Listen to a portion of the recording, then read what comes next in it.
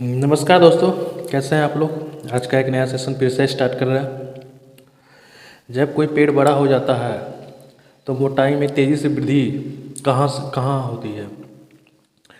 रसायन की लकड़ी में या दिल की लकड़ी में? रस की लकड़ी में या शक्ल की लकड़ी में? सतह की लकड़ी में या शक्ल की लकड़ी में? इनमें से कोई नहीं है, एक से अधिक। क्वेश्चन को आप ध्यान से देखिएगा। क्वेश्चन कहने का मतलब है कि जब कोई पेड़ बड़ा होता है तो वो जो मोटाई की जो क्षमता होता है, मोटाई की आकार होता है, वो किस जगह पे सबसे तेज़ी से और सबसे अधिक वृद्धि करती है? तो वो जो वृद्धि करने का होता है वो सतह की लकड़ी में और शक्ल की लकड़ी में। सतह की लकड़ी कहने का मतलब क्या हुआ कि एक, जैसे कि एग्जाम्पल के लिए आम आम एक ज़मीन पे भी उगता है। आम एक ऊपर छत पे भी कहीं पे आप लोग लगा दो, गमले में लगा दो तो वहाँ भी फल लेता है। तो इसका मतलब वो नहीं कि वो आम का लकड़ी वो मोटा हो जाएगा।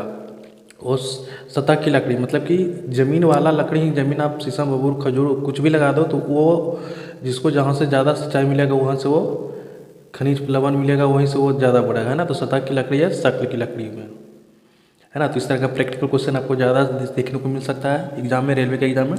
तो आप लोग को ध्यान रखना है। जीवों में निम्नलिखित प्रकार पर विचार कीजिए। नग्ननाग, शुंवेशन, पक्षी। अब क्या है भाई, उपयुक्त में से कौन सा जंतु जगत में आते हैं? अच्छा, तीनों ऑप्शन तीनों ऊपर दिया हुआ है और तीनों को पूछ रहा है कि जंतु जगत में कौन सा आते हैं। तो भाई केवल एक दो दो आते हैं, या केवल दो आते हैं, या केवल एक और थ्री आते हैं, या 1 2 3 तीनों आते हैं, इनमें से कोई नहीं, एक से अधिक। तो नगनाग, नगनाग कहने का मतलब है कि वो सांप वगैरह वो सब रहते हैं। शुंभ ऐसी कोई पक्षी, सॉरी पक्षी, हाँ पक्षी का नाम है, पक्षी तो पक्षी है ही। तो भाई ये जंतु जगत यानी कहने का मतलब हुआ कि आपका ये जंतु जगत है ना, वो कहने मतलब कि ये आपका तीनों आ गए, है ना। ये तीनों होंगे, इसका आंसर होगा ऑल ऑफ दीज, या ऑल ऑफ दीज के पहले अगर 1 2 3 दिया हुआ है तो आप आंसर ये भी लगाइए। अगर 1 2 3 नहीं दिया हुआ रहता तो आप इनमें से सभी की ओर आप जा सकते थे। एक फल है, फल क्या है? जड़े हुए करपल, पका हुआ बीजांड, पका हुआ अंडाशय, पका हुआ भ्रूणपोष, या इनमें से कोई नहीं, एक से अधिक। क्वेश्चन आप लोग ध्यान से देखिए। क्वेश्चन कह रहा है एक फल है, जड़े हुए करपल, पका हुआ बीजांड, पका हुआ अंडाशय या पका हुआ भ्रूण, या इनमें से कोई नहीं, एक से अधिक। इसका आंसर होगा ना, वो आंसर हो जाएगा आप लोग का ऑप्शन सी, पका हुआ अंडाशय। फल कहने का मतलब क्या? फल किसी को कहते कब कहते हैं? जैसे कि एक आम है, आम भी ठीक है, आम जब कच्चा हुआ रहता है तो वो सब्जी बनता है, अचार बनता है, बट पक जाता है तो वो फल की गिनती में आ जाता है ना। तो इस तरह से सक्शन पंप के कारण पेड़ों में पानी बहुत ऊंचाई तक पहुंच जाता है, जिसका कारण है वाष्पीकरण, अवशेषण, बाष्पोत्सर्जन, एक से अधिक, या उनमें से कोई नहीं, या एक से अधिक। सक्शन कोई पंप होता है, कोई डेली किसी तरह से होता है जो आम पेड़ों या खेतों वगैरह में लगाया जाता है। वो एक ऐसा प्रक्रिया है जिसके कारण पेड़ में पानी बहुत ऊंचाई लेवल तक पहुंच जाता है। वो किस कारण से पहुंचता है? तो उसका कारण हो जाता है बाष्पोत्सर्जन, इसके द्वारा वो है जो कि पहुंच जाता है ना। पौधों को आहार का परिवहन किसके द्वारा होता है? उपचर्म द्वारा, कैम्बियम द्वारा, फ्लोएम द्वारा या जाइलम द्वारा? क्वेश्चन कह रहा है, क्वेश्चन बहुत ही सिंपल सा है, इसका आंसर आप लोग दे सकते हैं, देने की योग्य है। पौधे को आहार का परिवहन किसके द्वारा होता है? यहाँ पर चलिए हम दो क्वेश्चन, एक क्वेश्चन के अंदर ना दो क्वेश्चन होते हैं। पहला तो पूछा हुआ है कि पौधे में आहार का परिवहन, यहाँ पर आहार, हम एक क्वेश्चन और लगा देते हैं, आहार की जगह पे आप पानी भी लगा दीजिए, है ना। आहार का परिवहन किसके द्वारा होता है, और दूसरा क्वेश्चन पौधे में पानी का परिवहन किसके द्वारा होता है ना। तो इसका आंसर जो हो जाएगा आप लोग का आहार का जो परिवहन हो जाएगा फ्लोएम, और जल का परिवहन हो जाएगा वो हो जाएगा आप लोग का जाइलम, है ना। तो अब एक्चुअल आंसर आपका हो जाएगा फ्लोएम, लेकिन जो मेरा क्वेश्चन है पानी का वो हो जाएगा आपका जाइलम, है ना। जाइलम को ऐसे भी पहचान सकते हैं, ज से जल, ज से जाइलम, है ना। आप लोग इसका ध्यान रखिएगा। निषेचन के बाद बीज आवरण विकसित होता है। आवरण से, चलजाय से, एजा से, बीजांड से, भ्रूण बीज से, इनमें से कोई नहीं, एक से अधिक। क्वेश्चन कह रहा है निषेचन के बाद बीज आवरण विकसित होता है, वो आवरण से होता है या जल से होता है, बीजांड से होता है या भ्रूण बीज से होता है, इनमें से कोई नहीं है, एक से अधिक। तो इसका आंसर होता है आवरण के बाद जो बीज जो विकसित होता है वो होता है आपका भ्रूण बीज से होता है ना, इसको आपको ध्यान रखना है। पादप कटनी है, क्या है पादप कटनी? एक भ्रूणीय हटनी टहनी है, सॉरी हटनी कह रहा है, टहनी है, एक भ्रूणीय पत्ती है, एक भ्रूण पोष है, एक बीज है, ये इनमें से कोई नहीं है, एक से अधिक। क्वेश्चन कह रहा है पादप कटनी है, क्या है? तो ये हो जाएगा आप लोग का ऑप्शन एक भ्रूणीय टहनी है ना। बैक्टीरिया माइटोकॉन्ड्रिया और क्लोरोप्लास्ट को सोम के होता है ना, सोम के होता है, मतलब क्या है 50 प्रकार के, 30 प्रकार के, 80 प्रकार के, 70 प्रकार के, या इनमें से कोई नहीं है, एक से अधिक। क्वेश्चन कह रहा है बैक्टीरिया माइटोकॉन्ड्रिया और क्लोरोप्लास्ट के सोम होते हैं, क्या होते हैं सोम? तो इसका आंसर हो जाएगा वो 70 प्रकार का होता है ना।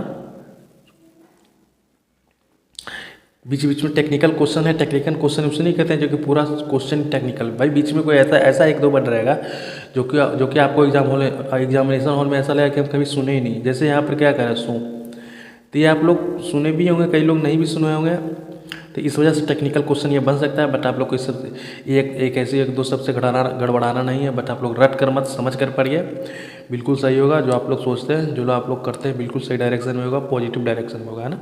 बस आप लोग को अपने के ऊपर विश्वास रखना है। पादपाल्य यानी कि फाइटोट्रॉन में क्या रासायनिक पौधे का विकास संभव है? पुष्पाणु पौधे प्रजनन की रक्षा करता है, नियंत्रित दशाओं में पौधे का विकास होता है, उपचारिक को प्रभावित किया जाता है, इनमें से कोई नहीं है, एक से अधिक।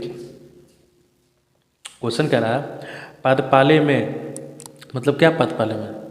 तो इसका आंसर हो जाएगा ऑप्शन सी, नियंत्रित दशाओं में पौधे का विकसित होता है ना। नियंत्रित दिशाओं कहने का अर्थ क्या होता है?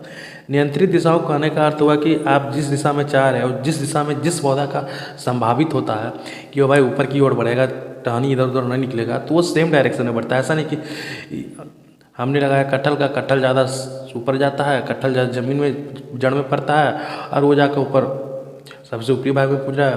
तो बिना जो चाह करके, जो सोचा हुआ समझा हुआ अपने डायरेक्शन की ओर चले, वो नियंत्रण हुआ ना, नियंत्रित रूप से। और जो अनिश्चित दिशा में चले, अनिश्चित काल में चले, वो अनियंत्रित रूप में हुआ। पौधे अपना पोषक तत्व मुख्यतः किससे प्राप्त करते हैं? पर्यावरण से करते हैं, वायुमंडल से करते हैं, प्रकाश से करते हैं, मृदा से करते हैं, यह इनमें से कोई नहीं है, एक से अधिक। तो पौधे जो अपना पोषक तत्व मुख्यतः प्राप्त करते हैं, हो जाएगा ऑप्शन डी, मृदा से करते हैं ना। इस क्वेश्चन को मुझे नहीं लगता कि ऑप्शन में कुछ बचा है समझाने के लिए। परागण की क्या है? परागण कण है, कण का एक परागकोश से वर्तिका तक स्थानांतरित होने की क्रिया है। परागण कण एक अनुकरण है, परागनिकला का बीजांड तक पहुंचना है, इनमें से कोई नहीं है, एक से अधिक। क्वेश्चन कह रहा है परागण की क्या है? तो इसका आंसर हो जाएगा आप लोग का ऑप्शन एक, परागण कण परागकोश से वर्तिका तक स्थानांतरित होने की एक प्रक्रिया है ना।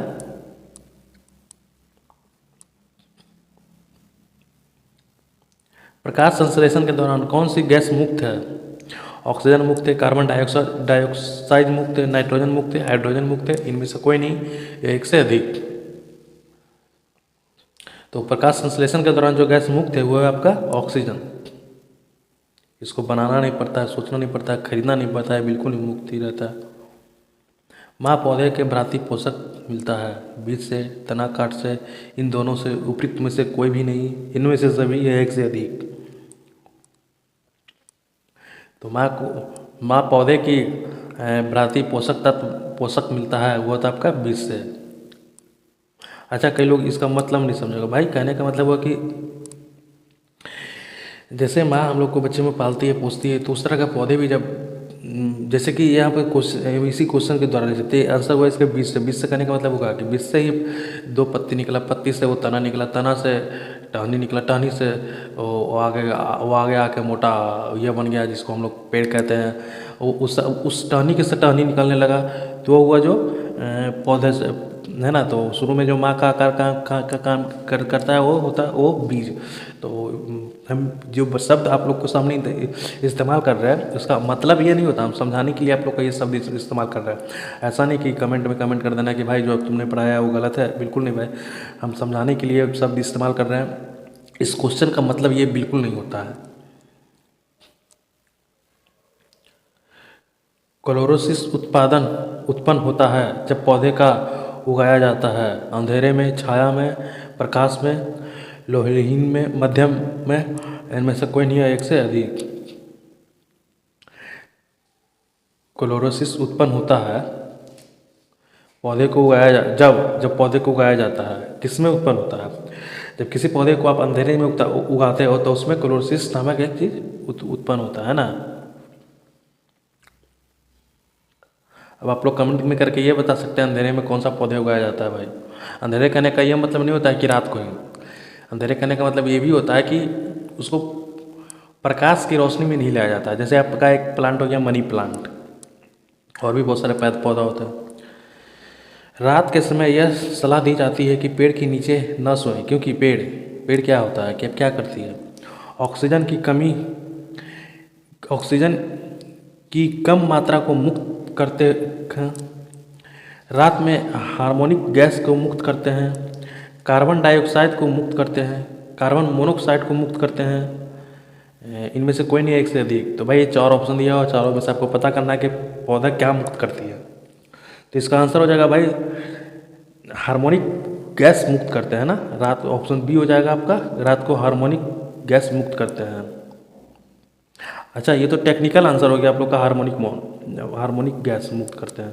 बट कार्बन डाइऑक्साइड या carbon oxide, monoxide, carbon dioxide या ऑक्सीजन क्या मुक्त करते हैं, हम आपको आपकी भाषा में सिंपल लैंग्वेज में, साइंस की लैंग्वेज में समझा दिया ना।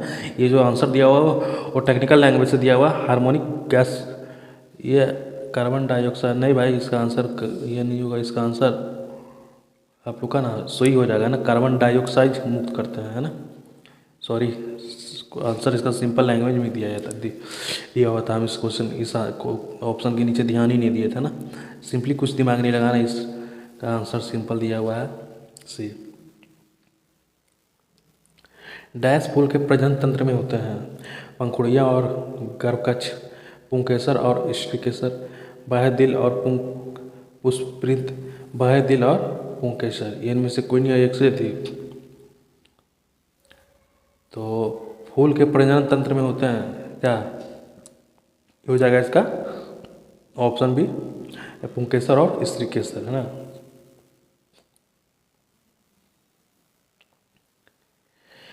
नेक्स्ट क्वेश्चन है, इप्लॉइड पौधे प्राप्त किए जा सकते हैं क्या?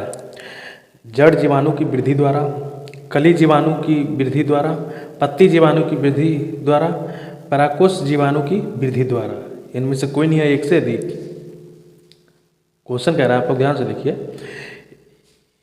इप्लॉइड पौधे से प्राप्त किए जा सकते हैं या इप्लॉइड पौधे प्राप्त किए जा सकते हैं किसके द्वारा, किससे, क्या मतलब इसका? तो इसका आंसर हो जाएगा ना आप लोग का, हो जाएगा ऑप्शन डी, पराकोष जीवाणु की वृद्धि द्वारा, है ना। इप्लॉइड का एक पौधा होता है, बहुत ये आपको क्या ही कहा जाए, ये मतलब कि एक ऐसा जड़ी बूटी, आप लोग इसको ऐसे समझ सकते हैं।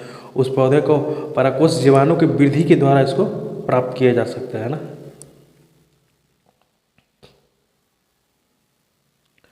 पौधे में पानी पत्तियां तक पहुंचाया जाता है किसके द्वारा? इसका आंसर मैंने अभी बता दिया था, क्वेश्चन तो ऊपर में दिया हुआ था यार, लेकिन हम आपको पानी के बारे में बता दिए थे। जाइलम द्वारा, एपिडर्मिस द्वारा, फ्लोएम द्वारा, कार्टेज द्वारा। इसका आंसर सिंपल हो जाएगा, ऑप्शन है जाइलम द्वारा, है ना। और वही अगर आहार पूछ देता जो कि ऊपर वाले क्वेश्चन में ऑलरेडी पूछा हुआ था, ये हो जाता आप लोग का ऑप्शन सी, फ्लोएम द्वारा। प्रकाश संश्लेषण के दौरान हरे पौधे कौन सी गैस को अवशोषित करते हैं? Oxygen, nitrogen, carbon monoxide, carbon dioxide. इनमें से कोई नहीं है, एक से अधिक। क्वेश्चन कह रहा है आप लोग का, प्रकाश संश्लेषण के दौरान हरे पौधे निम्न में से कौन सी गैस अवशोषण करते हैं? तो प्रकाश संश्लेषण के दौरान हरे पौधे प्रकाश संश्लेषण यानी कि दिन में आपका यह है जो कार्बन डाइऑक्साइड एक अवशोषित करते हैं ना, जो कि रात को छोड़ता है, जो कि इसलिए आप लोगों को बोला जाता है आमतौर पे लोगों को कि रात में पेड़ के नीचे नहीं सोना चाहिए। प्रकाश संश्लेषण ये तो साइंटिफिक वर्ड पूछ दिया है आपका, ये भी पूछ सकता था कि दिन में, है ना। तो ऐसा नहीं कि प्रकाश संश्लेषण इसे एक ही क्वेश्चन पूछता है, इस क्वेश्चन पे 2-3 क्वेश्चन बन सकता है। जैसे प्रकाश संश्लेषण की जगह पे से एक वर्ड 2 शब्द का वर्ड यूज कर दिया था दिन में, तो आप फिर भी इसका आंसर और समझने का तरीका सेम ही होता। निम्नलिखित में से कौन सा क्लोरोफिल का घटक नहीं है? कैल्शियम, कार्बन, मैग्नीशियम, हाइड्रोजन, इनमें से कोई नहीं है, एक से अधिक। क्वेश्चन कह रहा है निम्नलिखित में कौन सा क्लोरोफिल का घटक नहीं है? तो जो क्लोरोफिल का घटक नहीं होगा हो जाएगा आप लोग को ऑप्शन 1 कैल्शियम। कैल्शियम जो कि क्लोरोफिल का घटक नहीं है। पौधे जो नमयुक्त मिट्टी से उगते हैं को क्या कहते हैं? उस पौधे को जो नमयुक्त मिट्टी में उगते हैं उस पौधे को क्या कहते हैं? जोरोफाइट, हाइड्रोफाइट, होलियोफाइट या सॉल्ट टेंट, इनमें से कोई नहीं है, एक से अधिक।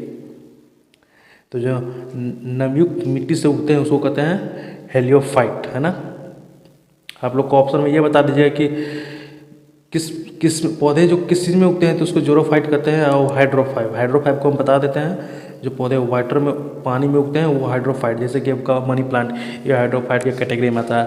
जोरोफाइट को चलिए इसका भी आंसर अभी बता दें। जोरोफाइट उस पौधे को कहते हैं जो आमतौर वो बालुई एरिया में ज़्यादा उगते हैं, उसको कहते हैं हाइड्रोफाइट। हेलियोफाइट जो नमी मिट्टी में उगते हैं ना। ये भाई आपका टेक्निकल क्वेश्चन आ गया जो आम दिनचर्या में आप लोग यूज करते हैं उस तरीके से है, आप लोग ध्यान से देखिएगा। एक खिलाड़ी अचानक छलांग लगाने की अपेक्षा कुछ दूर तक दौड़ता हुआ आकर ज़्यादा लंबी छलांग लगा पाता है, इसका क्या कारण है? क्वेश्चन कहने का मतलब हुआ कि जब किसी लंबी चीज़ को तड़पना रहता है या दीवार को तड़पना रहता है या कुछ ज़्यादा लंबा जंप करना होता है तो लोग थोड़ा सा पीछे से जाके और रनिंग करके उसको क्रॉस करते हैं। इसके पीछे रीज़न क्या है? तो भाई इसके पीछे रीज़न क्या है? आंसर दिया, ऑप्शन दिया हुआ अस्थायित्व की जड़ता, गतिक जड़ता की जड़ता, द्रव्यमान की जड़ता, स्थिति की जड़ता, इनमें से कोई नहीं।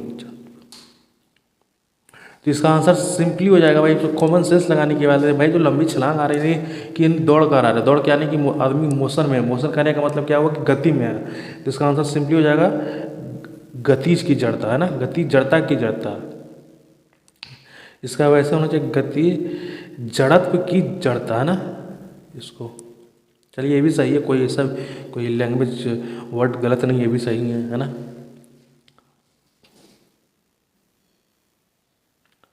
ये क्वेश्चन करा, एक शिकारी दूर किसी पेड़ पर बैठे एक बंदर पर निशाना साधता है।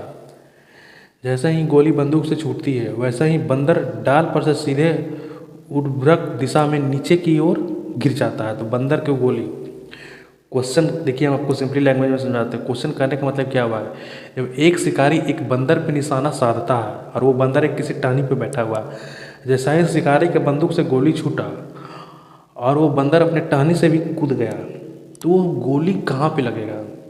बंदर को लगेगी, बंदर को नहीं लगेगी, बंदर के सिर के ऊपर से निकल जाएगी, या उपयुक्त में से कोई भी सही नहीं है, उपयुक्त में से सभी सही है। तो इसका जो आंसर होगा ना भाई, वो आंसर ए होगा, ये बंदर को ही लगेगी, है ना। यदि वायुमंडलीय दबाव कम हो जाता है तो वाष्पीकरण की दर कम हो जाएगी, बढ़ जाएगी। वायुमंडलीय में कोई बदलाव नहीं होगा, नियंत्रित नहीं की जा सकती, इनमें से कोई नहीं है, एक से अधिक। क्वेश्चन कह रहा है यदि वायुमंडलीय दबाव कम हो जाए तो वाष्पीकरण की दर क्या होगा? तो वाष्पीकरण की दर में कोई बदलाव ही नहीं होगा, है ना, कोई बदलाव नहीं होगा। जैसे हम लोग जी रहे हैं, खा रहे पी रहे हैं, वैसा ही रहेंगे। एक कटा हुआ हीरा चमकता है, क्यों चमकता है?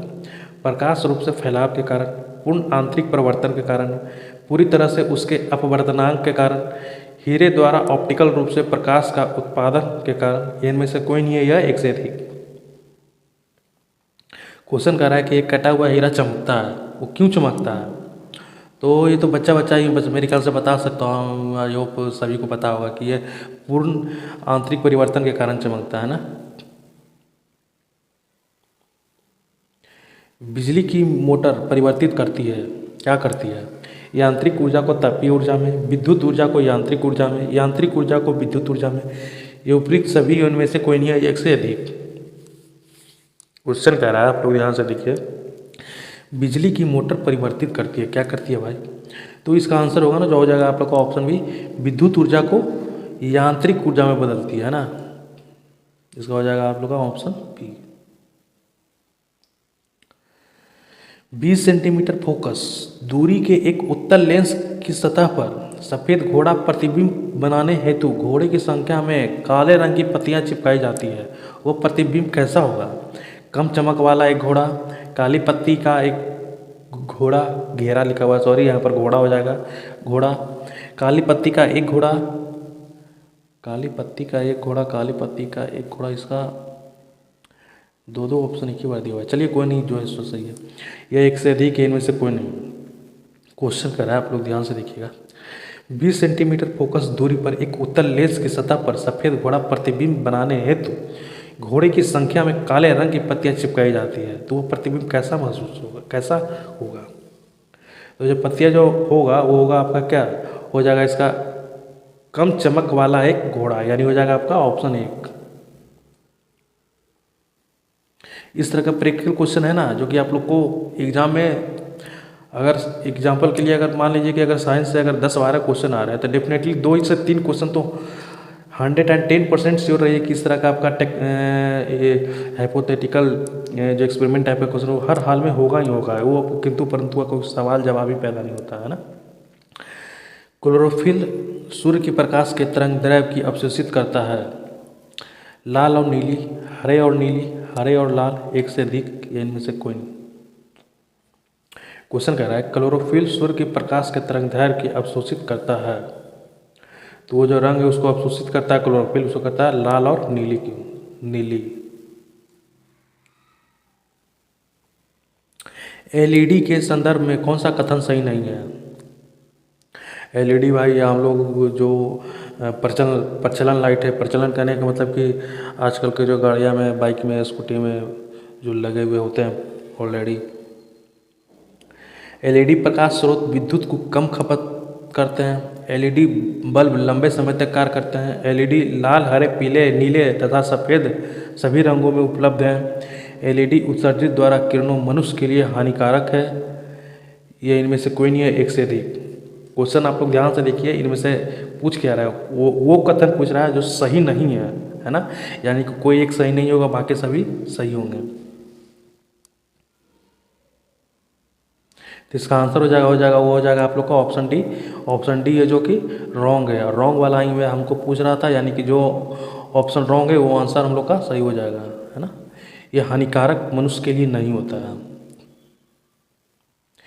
प्रिज्म से गुजरने पर प्रकाश कौन सा वर्ण सबसे ज़्यादा मुड़ता है? वो पीला है, नीला है, लाल है, बैंगनी है, इनमें से कोई नहीं है, एक से अधिक। क्वेश्चन कह रहा है प्रिज्म से गुजरने पर प्रकाश का कौन सा वर्ण सबसे ज़्यादा मुड़ता है? तो जो रंग जो प्रिज्म से गुजरने के बाद जो सबसे ज़्यादा मुड़ता है वो होता है कलर आपका बैंगनी। जब दिन में पानी पर साबुन की फिल्म दिखाई देती है तो यह सुंदर रंग दिखाई देता है, इसका कारण क्या है? प्रकाश का विवर्तन। ऑप्शन भी तो यहाँ दिया हुआ है, चलिए छोड़िए इसको। प्रकाश का ध्रुवीकरण या प्रकाश का व्यक्तीकरण, इनमें से कोई नहीं है, एक से अधिक। वही भी कहीं कहीं ना जल्दीबाजी में मिसप्रिंट हो जाता है क्वेश्चन।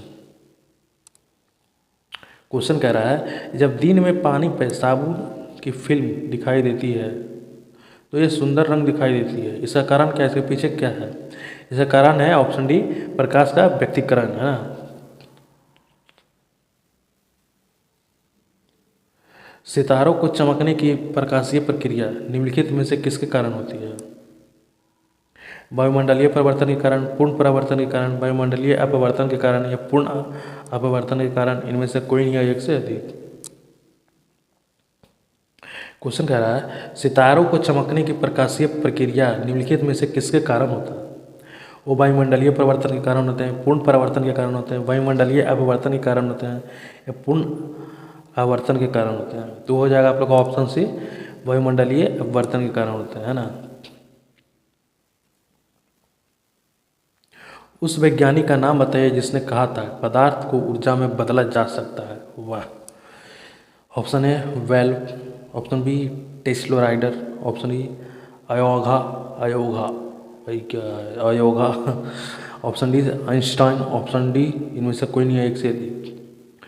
तो क्वेश्चन आई होप आप लोग समझ गए होंगे। उस वैज्ञानिक का नाम बताना है जो जिन्होंने कहा था कि प्रकाश को ऊर्जा में बदला जा सकता है। तो हमारे जाने माने ऑप्शन डी कहते हैं कि प्रकाश को पदार्थ को ऊर्जा में बदला जा सकता है। आइंस्टाइन ने कहा था। काली स्याही काला लगता है क्योंकि भाई काला स्याही काला क्यों लगता है, इसका आंसर आप लोग को देना है।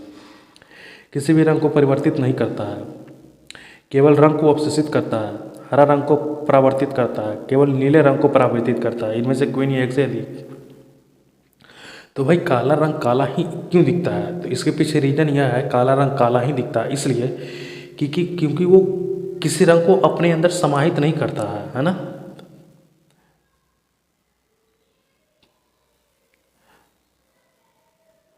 सॉरी, इसका आंसर ये तो सही होगा, परिवर्तित नहीं करता। परिवर्तित कहने का मतलब हुआ कि समाहित सभी कलर को कर लेता है। कहने में कंफ्यूज हो गए, सॉरी भाई आप लोग माफ़ कीजिएगा। इसका कहने का मतलब हुआ कि काला रंग काला इसलिए दिखता है कि वो सभी लाइटों को अपने अंदर ऑब्जर्व कर लेता है, परावर्तित करता ही नहीं है, मतलब कि अपने अंदर से किसी रोशनी को निकालता ही नहीं है।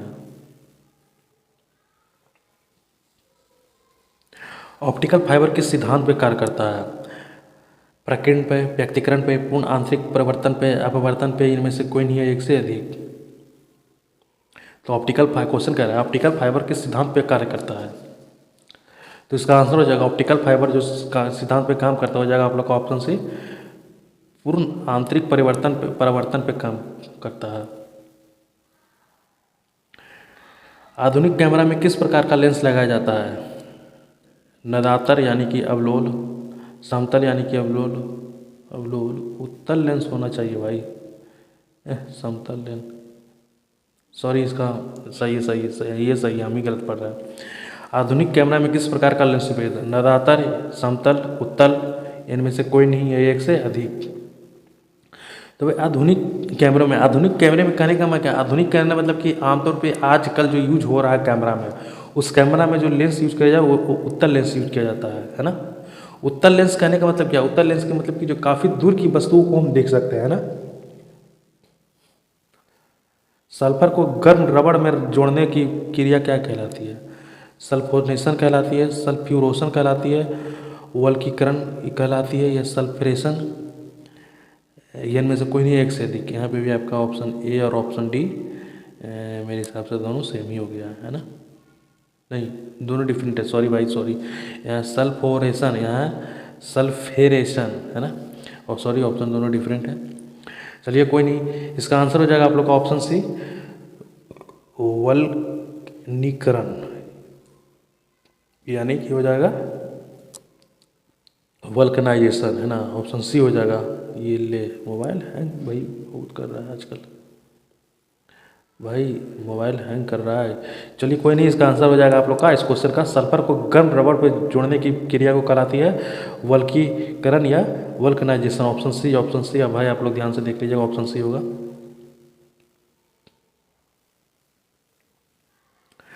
आयोडीन परीक्षण का उपयोग निम्नलिखित में से किसका पता लगाने के लिए होता है, वसा का, कार्बोहाइड्रेट का, प्रोटीन का, कोलेस्ट्रॉल का, इनमें से कोई नहीं एक से अधिक।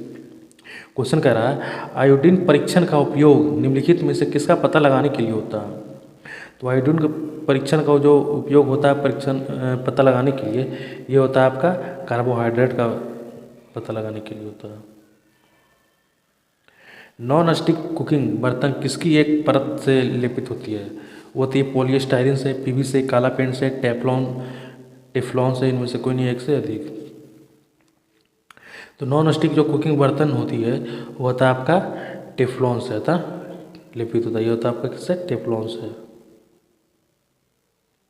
क्या यार मोबाइल बार बार मेरा हैंग करता है भाई। इस क्वेश्चन का भी आप लोग आंसर दे रहे हैं, कोई टेंशन नहीं, आपको मुंह से बोलकर बता रहे हैं। मोबाइल हैंग कर रहा है, थोड़ा मैनेज कर लेंगे, सही कर देंगे कुछ दिनों में। नॉन स्टिक कुकिंग बर्तन की किसकी सहायता से परत लिपित होती है, हो जाएगा आप लोग का ऑप्शन डी टेफ्लॉन से, ऑप्शन डी टेफ्लॉन से है ना।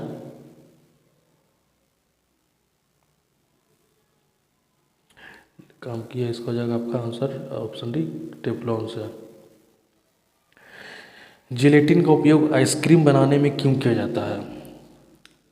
क्रिस्टल बनने से रोकने में, कोलाइड को अस्थायी करने में, मिश्रण को गाढ़ा करने में, सुपाच्य करने में, इनमें से कोई नहीं है एक से अधिक।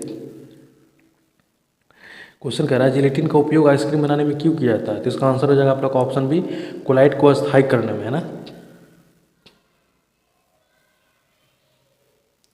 आजकल सर्वाधिक प्रचलित एवं सुरक्षित शक्कर का विकल्प है साइक्लोडेक्स्ट्रिन, एस्पोर्टम, सेकेरिन, अवलोक, इनमें से कोई नहीं एक से अधिक। क्वेश्चन कह रहा है आजकल सर्वाधिक प्रचलित है एवं सुरक्षित शक्कर का विकल्प, तो हो जाएगा आप लोग का ऑप्शन बी एस्पार्टम, है ना। ऑप्शन बी हो जाएगा एस्पार्टम। कीटाणु गैसोलीन किस पर आधारित है? डीडीटी पे, बेंजीन हेक्साक्लोराइड पे, हेक्साक्लोरो बेंजीन पे या क्लोरेल पे, इनमें से कोई नहीं है एक से अधिक। तो कीटाणु गैसोलीन किस ये जो आधारित है हो जाएगा आपका ऑप्शन बी बेंजीन हेक्साक्लोराइड पे, है ना। Benzene hexachloride option B. Aerosols होते हैं, क्या होते हैं? ठोस जो पानी में घुलनशील है, ठोस जो पानी में घुलनशील नहीं है, द्रव जो पानी में घुलनशील नहीं है, द्रव जो पानी में घुलनशील है, इनमें से कोई नहीं है एक से अधिक। तो इसका आंसर हो जाएगा आपका जो एरोसोल्स होता है वो हो जाएगा जो आपका ऑप्शन टी, द्रव जो पानी में घुलनशील है। कोशिका चक्र में ऊर्जा उत्पन्न करने वाला मुख्य पदार्थ है, जल है, CO2 है, मीथेन है, ATP है, इनमें से कोई नहीं है एक से अधिक। क्वेश्चन कर रहा है कोशिका चक्र में ऊर्जा उत्पन्न करने वाला मुख्य पदार्थ, तो वो जो है आपका ATP, है ना। कोशिका चक्र को ऊर्जा उत्पन्न करता है जो है ATP। बायोगैस का प्रमुख अवयव कौन सा है? मीथेन है, प्रोटेन है, एथीन है, ब्यूटेन है, इनमें से कोई नहीं एक से अधिक। बायोगैस का जो मुख्यतः अवयव है वो है आपका मीथेन।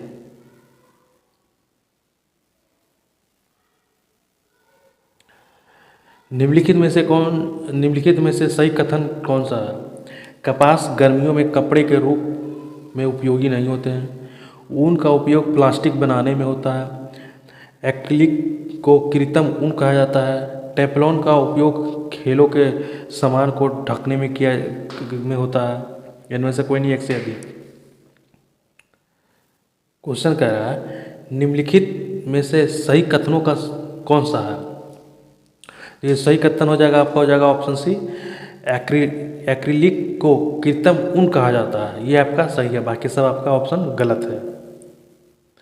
तो ठीक है, आज का सेशन यहीं पे समाप्त करते हैं और आई होप आप लोग अच्छे होंगे, स्वस्थ होंगे। और एक बात और, जो भी आप लोग पढ़ते हैं, जो भी ऐसा है, किसी नहीं सोचता है कि हम किसी से कम है। भाई आप लोग जो सही से अच्छे हो भाई, किसी से कोई आपसे ऊपर नहीं है। जो पढ़ रहे हो कोई आपसे इतना मेहनत नहीं कर रहा, बस आप लोग को जिस दिन आप नीचे सोचे भाई आधा डिमोलाइज, आधा हतोत्साहित, आप तो ऐसे ही हो जाते हो। किसी भी तरीके कोई निगेटिविटी नहीं सोचना, जो भी सोचना है पॉजिटिव सोचना है। तो ठीक है, आज का सेशन यहीं पे समाप्त करते हैं और मिलते हैं कल एक नए सेशन में। ठीक है, थैंक यू।